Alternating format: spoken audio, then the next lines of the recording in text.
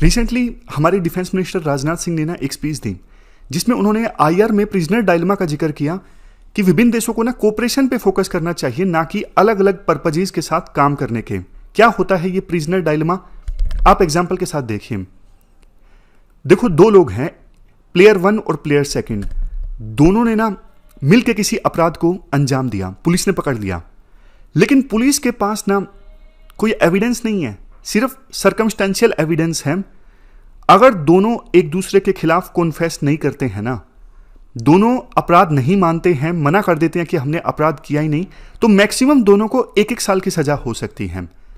समझ रहे हो? दो लोग हैं, अपराध किया, पुलिस ने पकड़ लिया, लेकिन पुलिस के पास कोई एविडेंस नहीं है। अगर दोनों अपना अपराध नहीं मानेंगे तो दोनों को मैक्सिमम 1-1 साल की सजा हो सकती है। लेकिन पुलिस चालाक है, पुलिस ने ना दोनों प्लेयर्स को, प्लेयर 1 को और प्लेयर 2 को, यानी दोनों अपराधियों को अलग अलग जेल में बंद किया।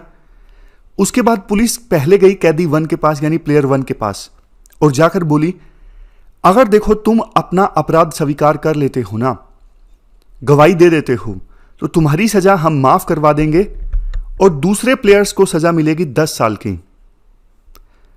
अब देखो इसमें होता क्या है, प्लेयर 1 वैसे तो उसके मन में गिल्ट आता है कि मैंने अगर गवाही दे दी तो होगा क्या, मेरी सजा तो माफ हो जाएगी, लेकिन दूसरे प्लेयर को 10 साल की सजा मिल जाएगी। लेकिन उसके मन में एक डाउट ये भी आ जाता है कि यार ये ऑफर ना पुलिस ने ना दूसरे प्लेयर को भी दिया है, दूसरे कैदी को भी दिया है। मान लीजिए मैं सच्चा निकला, मैंने गवाही नहीं दी, तो फिर दूसरे वाले ने मेरे खिलाफ गवाही दे दी, तो मुझे तो 10 साल की हो जाएगी और वो फ्री हो जाएगा। दोनों कैदी अलग अलग जेल में बंद हैं, दोनों को पुलिस ने ये ऑफर दिया है। कायदे से दोनों कैदी अगर मना कर दें, कन्फेस ना करें, तो दोनों को मैक्सिमम 1-1 साल की सजा हो सकती है। बट देखो दिक्कत ये है, दोनों कैदियों का ना एक दूसरे के ऊपर ट्रस्ट नहीं रहता। एक को ये लगता है कि मैंने अगर कन्फेस नहीं किया तो हो सकता है कि दूसरा कैदी कर दे, और उसने कन्फेस कर दिया तो मुझे 10 साल की हो जाएगी। यही मिसट्रस्ट कैदी नंबर 2 में आता है कि मान लो मैं ईमानदारी बरतूं और दूसरे वाले ने मेरे खिलाफ गवाही दे दी तो मैं तो मर जाऊंगा। तो दोनों को ना एक दूसरे के ऊपर ट्रस्ट नहीं होता, इसलिए ना दोनों गवाही दे देते हैं, दोनों मान लेते हैं, कन्फेस कर लेते हैं कि हमने अपराध किया है, और दोनों कन्फेस कर लेते हैं तो फिर दोनों को सजा होती है 6-6 साल की। इसका मतलब दोनों कैदी अपना नुकसान कर बैठते हैं। अगर वो कॉन्फेस नहीं करते, दोनों का एक दूसरे के ऊपर ट्रस्ट होता, पक्के दोस्त होते, तो मैक्सिमम उनको 1-1 साल की सजा हो सकती थी। लेकिन दोनों का एक दूसरे के ऊपर ट्रस्ट नहीं है, दोनों ने ही कन्फेस कर लिया, दूसरे के खिलाफ गवाही दे दी, तो अब उनको सजा होगी 6-6 साल की। यही होता है आईआर में। अब इंडिया और पाकिस्तान, अगर देखो आपस में इनका ट्रस्ट होता तो ये आपस में ना कितना बढ़िया डेवलपमेंट ला सकते थे। आम रेस होता है ऐसे ही। मान लीजिए इंडिया है, बॉर्डर पे हथियार इकट्ठा कर रहा है पाकिस्तान से सुरक्षा करने के लिए, लेकिन इंडिया को पता नहीं है कितने हथियार इकट्ठा करना है। हो सकता है कि इंडिया ज्यादा हथियार इकट्ठा कर ले, ज्यादा हथियार इंडिया इकट्ठा करेगा तो पाकिस्तान को लगेगा कि यार इंडिया हमारे ऊपर अटैक करने के लिए हथियार इकट्ठा कर रहा है। तो ना मिसट्रस्ट के कारण ये आम रेस चल पड़ती है। दोनों का एक दूसरे के ऊपर ट्रस्ट नहीं है। इंडिया को लगता है कि हमें हथियार इसलिए इकट्ठा करने हैं क्योंकि पाकिस्तान इकट्ठा कर रहा है, पाकिस्तान को लगता है इंडिया इकट्ठा कर रहा है हम पे ऊपर अटैक करने के लिए, इसे इसलिए हमें भी इकट्ठा करना है। जबकि देखो हथियार पर इन्वेस्ट करने के बजाय ये दोनों देश डेवलपमेंट पे खर्च कर सकते थे। पाकिस्तान ने कश्मीर इशू को अभी तक खींच के क्या पाया है? कुछ नहीं पाया। वो देश तबाह होने की कगार पे है, मतलब इकोनॉमिक सिचुएशन बहुत खराब है। लेकिन इंडिया को भी बहुत नुकसान पहुंचाया पाकिस्तान ने। कश्मीर में हमारी इतनी फोर्सेस तैनात हैं, इतना पैसा बॉर्डर पे खर्चा होता है। अगर सोच के देखिए यही पैसा देश के इंफ्रास्ट्रक्चर पे खर्च होता तो मतलब ये हाइपोथेटिकल सिचुएशन होती कि आज इंडिया चीन के बराबर होता। लेकिन आपको भी पता है कि इतना पैसा जितना कश्मीर में या फिर दूसरी जगह डिफेंस पे खर्च होता है, वो अगर देश की डेवलपमेंट के लिए खर्च होता तो कितना बढ़िया होता। तो बात यही है प्रिजनर डायलेमा। अगर दो देश इंटरनेशनल रिलेशन में कोऑपरेट करें ना, बजाय एक दूसरे के ऊपर मिसट्रस्ट रखें, तो दोनों देशों को फायदा होगा। अगर मिसट्रस्ट करेंगे एक दूसरे के ऊपर तो वही होगा जो दो इन कैदियों के साथ हुआ, 6-6 साल की उनको सजा होगी। और कोऑपरेट करेंगे तो बल्कि फायदा होगा। तो आपकी क्या राय है इस इशू के ऊपर, आप भी बताइए। इसके बाद नेक्स्ट आर्टिकल, ब्रेन ड्रेन से संबंधित हैं। आप जीएस पेपर 3 के इस टॉपिक से आर्टिकल को रिलेट कर सकते हो। क्या कंटेस्ट है? अभी देखो, हाल ही में vice president of India Jagdeep Dhankhar ने यह आह्वान किया कि देश में ना एजुकेशन को एक सर्विस के तौर पे लिया जाए। देखो, ब्रेन ड्रेन एक ऐसा फेनोमेनन है जिससे इंडिया को बहुत नुकसान हो रहा है। ब्रेन ड्रेन मतलब टैलेंटेड लोग, जैसे देखो हाईली स्किल्ड प्रोफेशनल्स हैं हमारे देश में, या फिर स्टूडेंट्स हैं, टैलेंटेड स्टूडेंट्स हैं, वो पढ़ने के लिए दूसरे देशों में चले जाते हैं। तो इससे इंडिया का नुकसान हो जाता है, क्योंकि बेहतरीन जो ब्रेन है वो इंडिया को छोड़ के चला जाता है। आज के समय में देखो, यूएस में जहां पे सबसे ज्यादा इंडिया का ब्रेन जाता है, 12% यूएसए के टोटल साइंटिस्ट में से 12% इंडियन ओरिजिन के हैं। टोटल जितने डॉक्टर्स हैं यूएस में 38% इंडियंस हैं। नासा में जितने साइंटिस्ट हैं, हर 10 में से नासा के साइंटिस्ट में से 4 इंडिया के हैं, यानी 36%। माइक्रोसॉफ्ट में टोटल 34 एम्प्लॉइज इंडियंस हैं। आईबीएम में 28% एम्प्लॉइज इंडियंस हैं। इंटेल में 17%, जीरोक्स में 13% और गूगल में 12% एम्प्लॉइज इंडियंस हैं। यह हालत है। देखो, एक पल के लिए तो गर्व भी होता है, लेकिन दूसरे पल के लिए दुख होता है कि इतना बेहतरीन टैलेंट अगर इंडिया में काम करता तो कितना बढ़िया होता। एक देखो रिपोर्ट है, 2024 में 1.8 मिलियन इंडियंस जो विदेशों में चले गए ना, अब वो विदेश जाके $85 बिलियन पैसा खर्च करेंगे। अब यही पैसा अगर इंडिया में खर्च होता तो डिमांड क्रिएट होती, लेकिन नहीं हुई। इंटरनेशनल माइग्रेशन 2020 की रिपोर्ट है कि 2000 से लेकर 2020 के बीच में 10 मिलियन इंडियंस जो हैं वो माइग्रेट कर गए दूसरे देशों में। रीजंस क्या हैं ब्रेन ड्रेन के? सबसे पहला reason, lack of opportunity in higher education. Higher education में देखो सीट्स की कमी है। जैसे 2022 में 18.5 एप्लीकेशंस आई नीट एग्जाम के लिए, लेकिन सीट्स कितनी हैं एमबीबीएस की? सिर्फ 91,927। बीडीएस की सीट्स 27,700, आयुष की सीट्स 50,000। बाकी लोग जिनको एमबीबीएस करनी है वो कहां जाएंगे? अपने यूपीएससी में देख लो, हर साल 10-12 लाख लोग एप्लीकेशंस भरते हैं। फाइनली अपीयर तो कम होते हैं, लेकिन टोटल वैकेंसीज कितने कम है? 1000 के आसपास। उसमें भी आईएएस की वैकेंसी बहुत कम है। इसीलिए देखो, मेरा हमेशा से यही मानना है और मैं आपको बोलूंगा भी, 2-3 साल तैयारी में अपना बेस्ट देने के बाद, जब आपके छोटे नोट्स बन गए, सब कुछ आपने पढ़ लिया, अब सिर्फ रिवाइज करना है, उसके बाद आपको प्लान बी के बारे में जरूर सोचना चाहिए।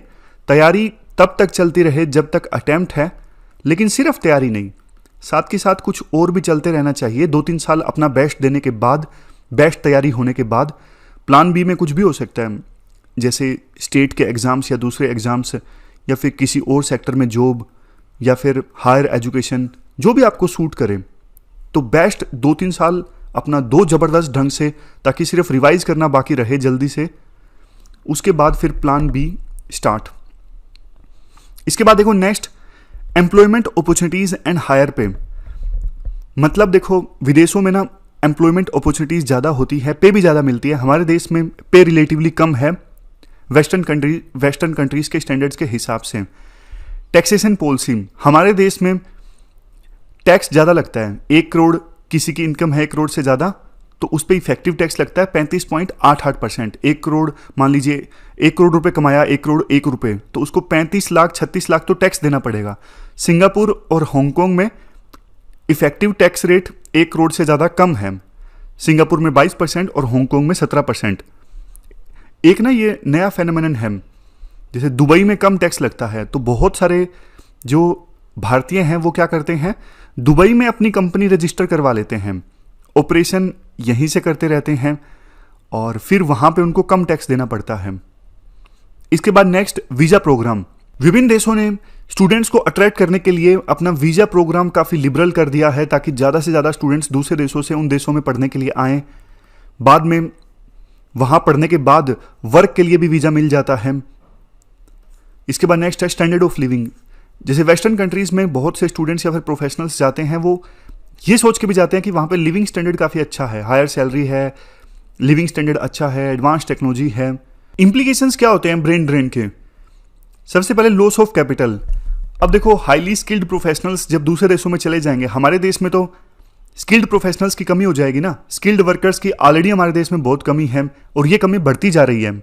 इसके बाद next, reduction in innovation research and development में रिजल्ट फ्रॉम ब्रेन ड्रेन। अच्छे अच्छे लोग चले जाएंगे दूसरे देशों में, तो हमारे देश में कैसे रिसर्च होगी? समझ गए? देश वैसे भी R&D पे काफी कम खर्च कर रहा है, 0.7% of GDP। Global innovation index 2023 में इंडिया की रैंकिंग कितनी है? 40 आउट ऑफ 132। तो ये पॉइंट है, इंप्लीकेशन है कि देश में इनोवेशन रिसर्च नहीं आ पाएगी। Next, economic disparity. अब देखो, जो ये स्किल्ड प्रोफेशनल्स होते हैं, यही तो फिर स्टार्टअप ओपन करते हैं, इनकी वजह से इकोनॉमिक एक्टिविटीज़ ज़्यादा होती हैं, इनकी वजह से दूसरे लोगों को रोजगार मिलता है। यही चले जाएंगे तो बल्कि जो मार्जिनलाइज्ड कम्युनिटीज़ के लोग हैं उनको भी नुकसान होता है। Next, foreign exchange.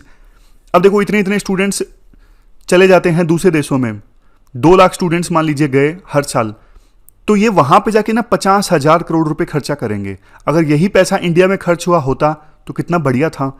Foreign exchange भी वो लेके जाते हैं, और बात सिर्फ फॉरेन एक्सचेंज की नहीं है, वो यहां पे खर्चा करते तो इकोनॉमिक एक्टिविटीज ज्यादा होती और ज्यादा जॉब जनरेट होती, हमारी इकोनॉमी ग्रो करती, जो कि नहीं हो पा रही।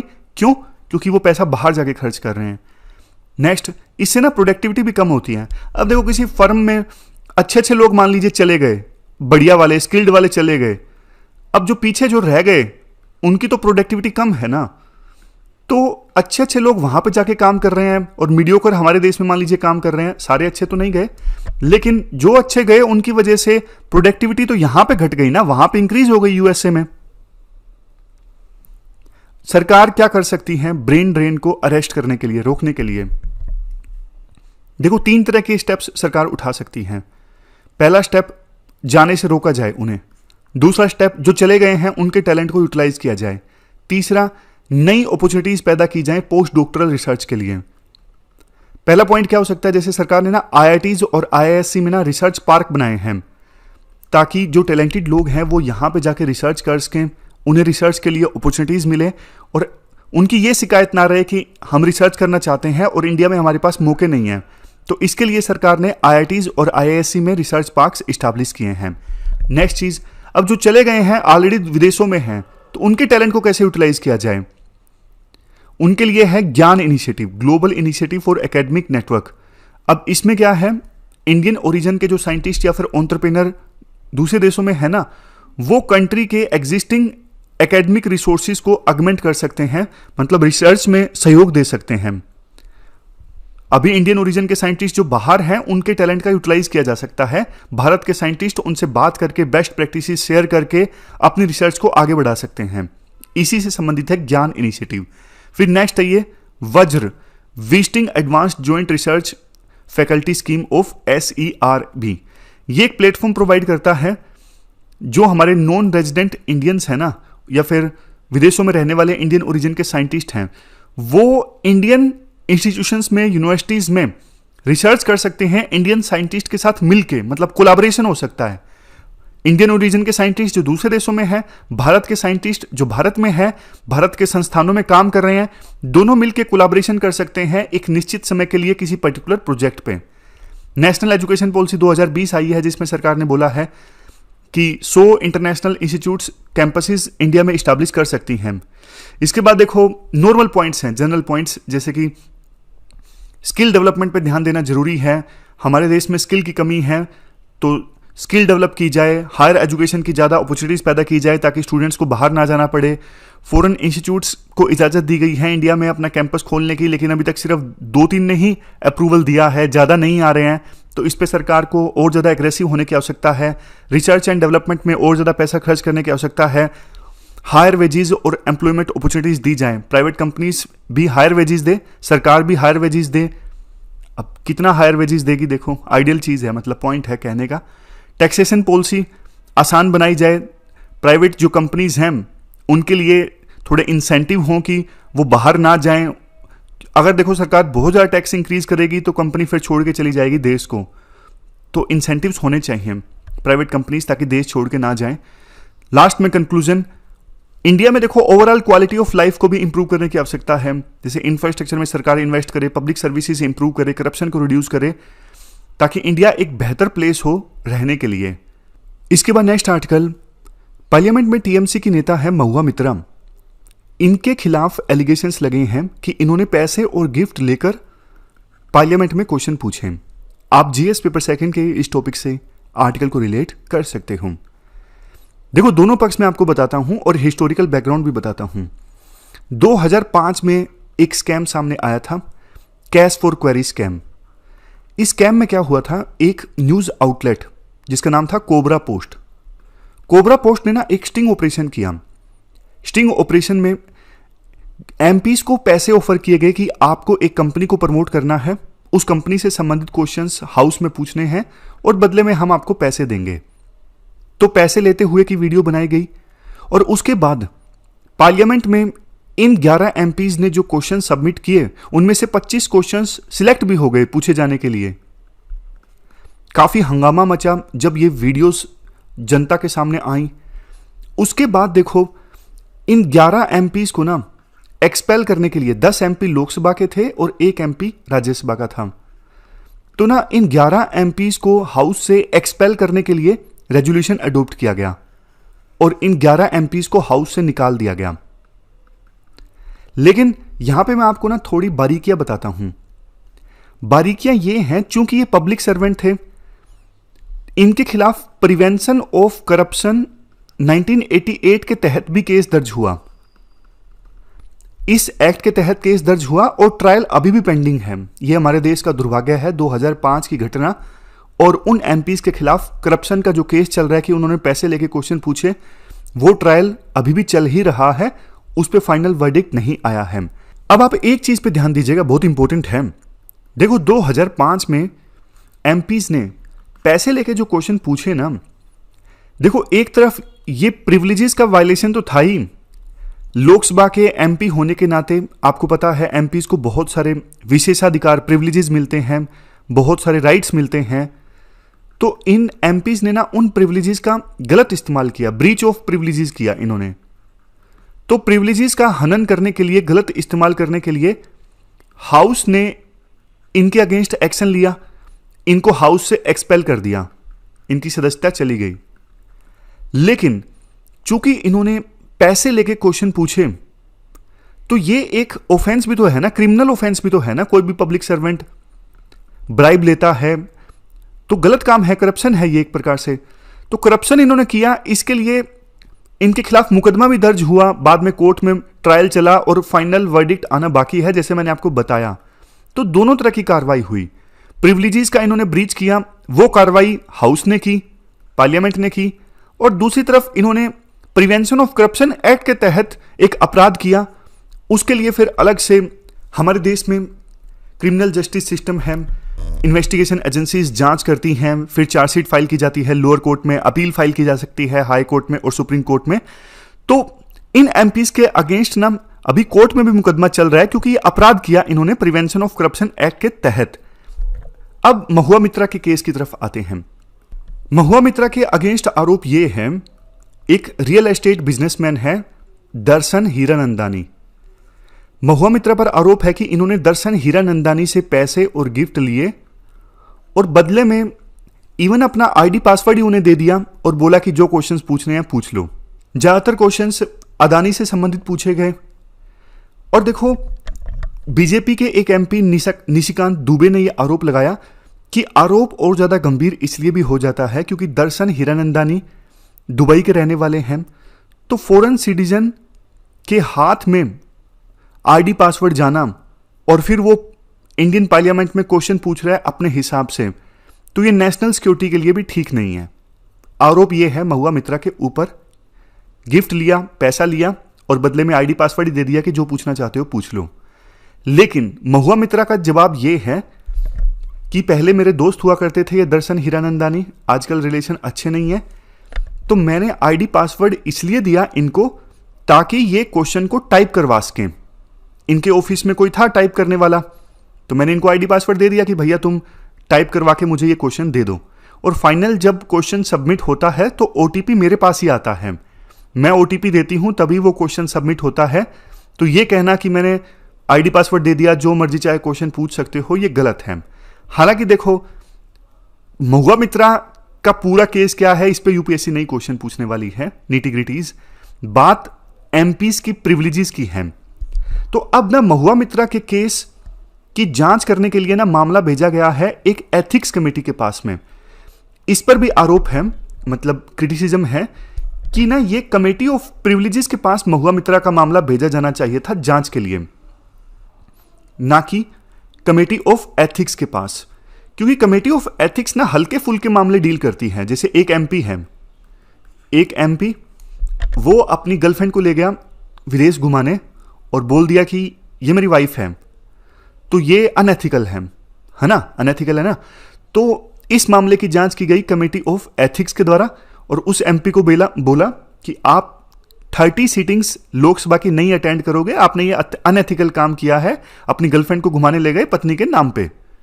तो ऐसे हल्के फुल्के जो मामले हैं ना, उनकी जांच की जाती है कमेटी ऑफ एथिक्स के द्वारा।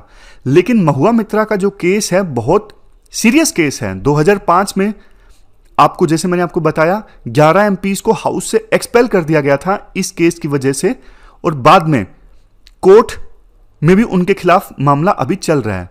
तो महुआ मित्रा का मामला भी उतना ही सीरियस है।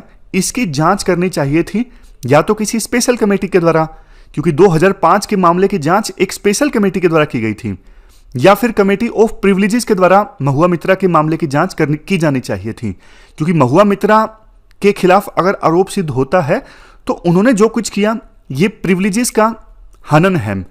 उनको जो प्रिविलेजेस दी गई थी उनको उन्होंने ब्रीच किया, हाउस की डिग्निटी के अगेंस्ट है, उन्होंने अपने विशेषाधिकारों का गलत इस्तेमाल किया। तो इस मामले की जांच कमेटी ऑफ प्रिविलेजेस के द्वारा की जानी चाहिए थी। महुआ मित्रा का यह कहना है कि कमेटी ऑफ एथिक्स में ना बीजेपी की मेजोरिटी है। तो राइटर ये कहते हैं कि देखो, सभी कमेटीज में रूलिंग पार्टी की मेजोरिटी होती है, ये तो साफ ही है, और कमेटी ऑफ प्रिविलेजेस में भी उन्हीं की मेजोरिटी है। लेकिन पार्लियामेंट्री कमेटी से ये एक्सपेक्ट किया जाता है कि वो पार्टीबाजी से उठ के मामले की इन्वेस्टिगेशन करेंगे, मामले की जांच करेंगे। कोई भी पार्लियामेंट्री कमेटी होती है ना, वो रिलेटिवली पार्टीबाजी से उठ के काम करती है।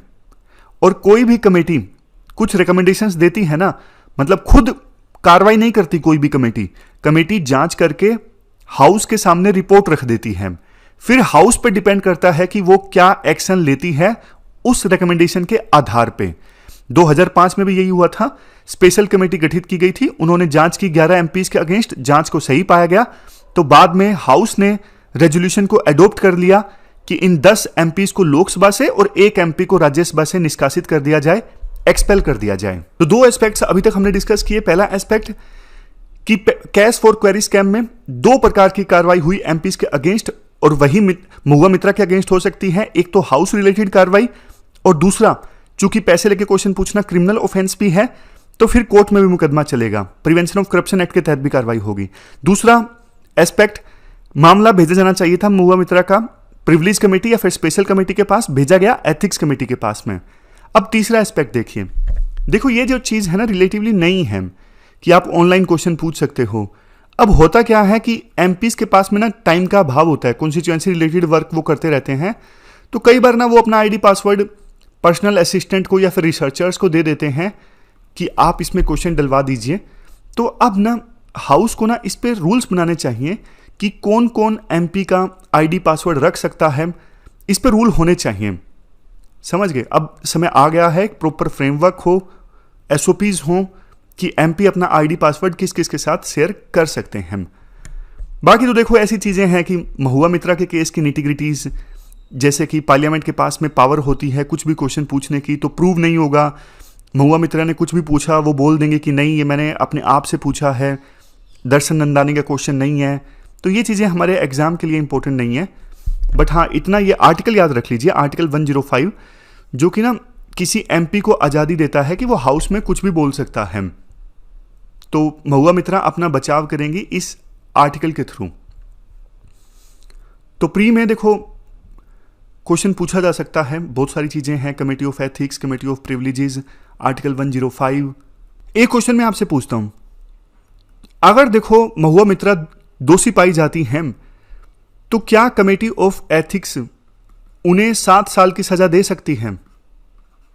बताइए यस और नो।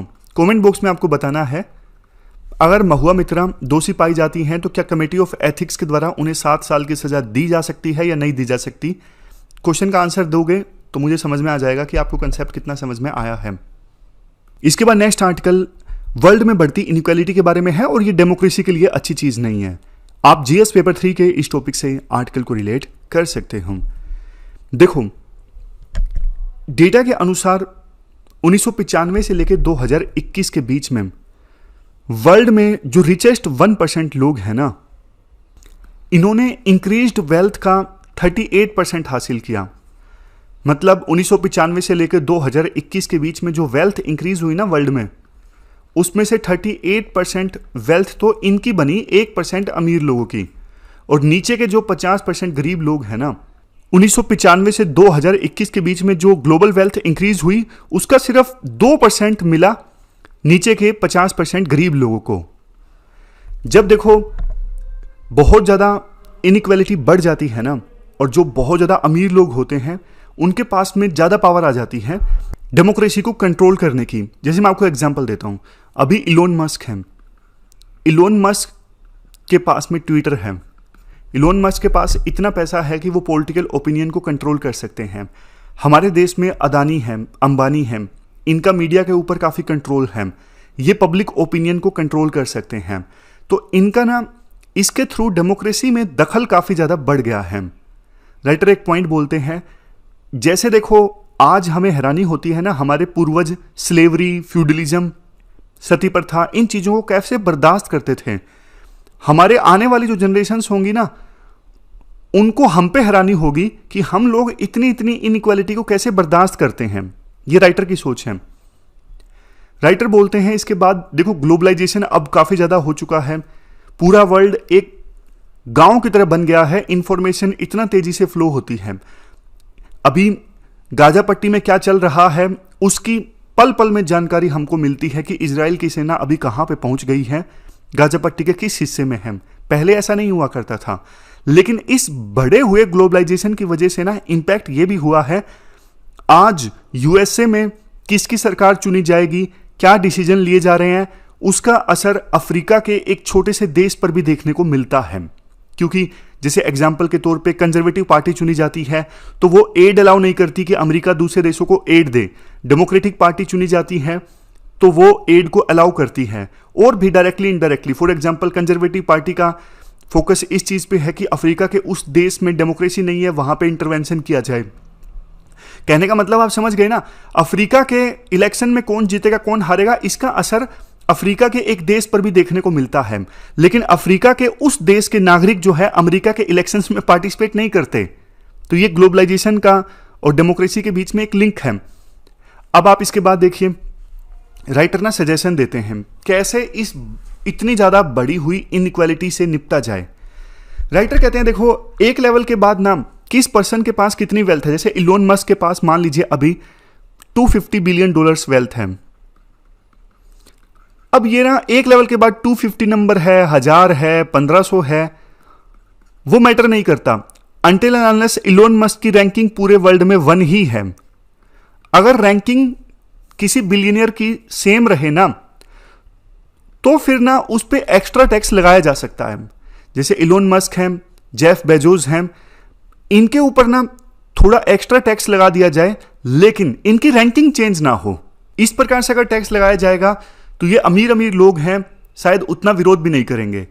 इसके बाद राइटर बोलते हैं कि देखो, गरीबी को खत्म करने के लिए जो स्कीम्स चलाई जाती है ना, उनमें बहुत कमियां होती हैं और इस वजह से वो पूरी तरह से सफल नहीं होते। बाद में कह देते हैं कि इस प्रकार की स्कीम्स का कोई फायदा नहीं होता, करप्शन हो जाता है। इसलिए एक यूनिवर्सल बेसिक इनकम स्कीम पूरे वर्ल्ड के लोगों के लिए होनी चाहिए कि कैसे भी सिचुएशन हो आपको इतनी इनकम सरकार प्रोवाइड करेगी। ये देखो राइटर का व्यू है।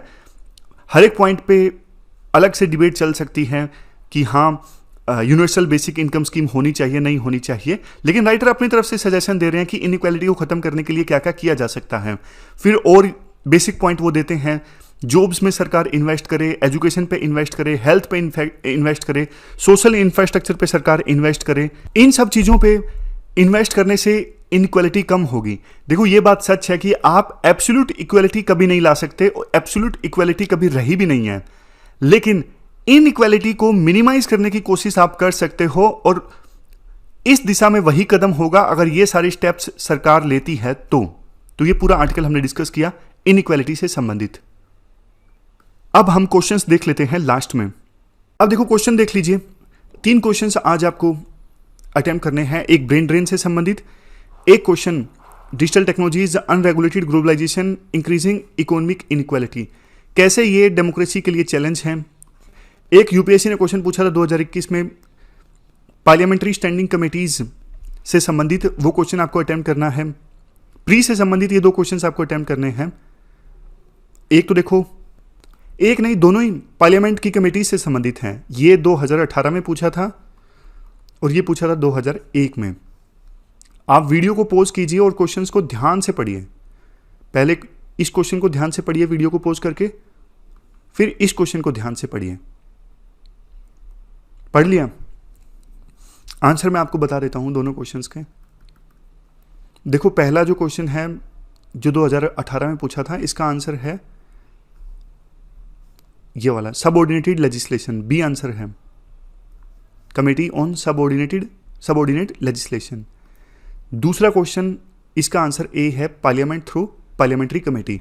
मैं देखो क्वेश्चन इसलिए नहीं पढ़ता क्योंकि वीडियो लंबी हो जाती है। आप खुद क्वेश्चन को पढ़ते हो, आंसर देते हो, इसी बहाने आपकी प्रैक्टिस हो जाती है, पीवाईक्यू आपके कवर हो जाते हैं। तो ये थी हमारी आज की डिस्कशन। आपको डिस्कशन कैसे लगी आप कमेंट बॉक्स में बताइए। Thank you very much for discussion.